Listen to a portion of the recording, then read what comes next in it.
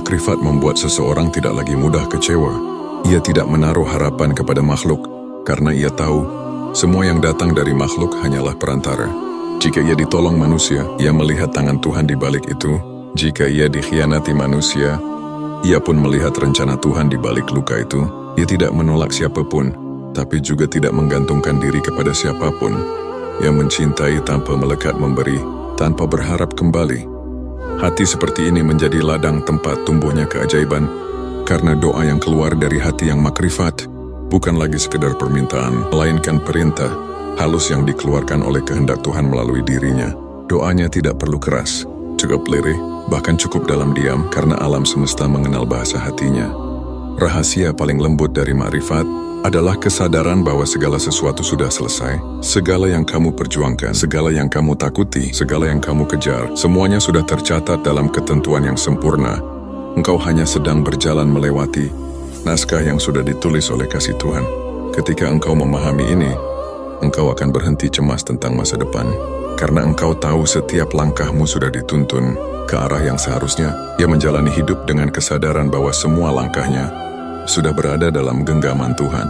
Maka setiap jatuh pun menjadi bagian dari tarian yang indah. Tanda orang makrifat juga bisa dilihat dari bagaimana ia menyikapi kehilangan saat sesuatu yang ia cintai diambil. Ia tidak panik, ia menangis ya, tapi air matanya bukan air mata penyesalan, melainkan air mata kerinduan, karena ia tahu yang hilang sebenarnya hanya bentuk, bukan makna. Yang percayai bahwa tidak ada kehilangan di sisi Tuhan. Yang ada hanyalah pemindahan dari satu keadaan ke keadaan lain yang lebih sesuai dengan kehendaknya. Orang makrifat tidak lagi merasa sendirian. Meski dalam kesunyian, ia tahu bahwa dalam setiap kesepian ada kehadiran yang lembut. Ia bisa duduk lama dalam diam dan merasakan kedamaian yang tidak bisa dijelaskan dengan kata-kata. Hatinya telah menjadi tempat singgah bagi cahaya yang dulu ia cari di luar. Dan ketika cahaya itu telah menetap, dunia luar tidak lagi mengguncangnya. Makrifat juga menumbuhkan rasa syukur yang tidak bersyarat. Orang biasa bersyukur ketika sesuatu yang baik datang, tapi orang makrifat bersyukur bahkan dalam penderitaan, karena ia tahu bahwa dalam setiap luka ada peluang untuk mendekat.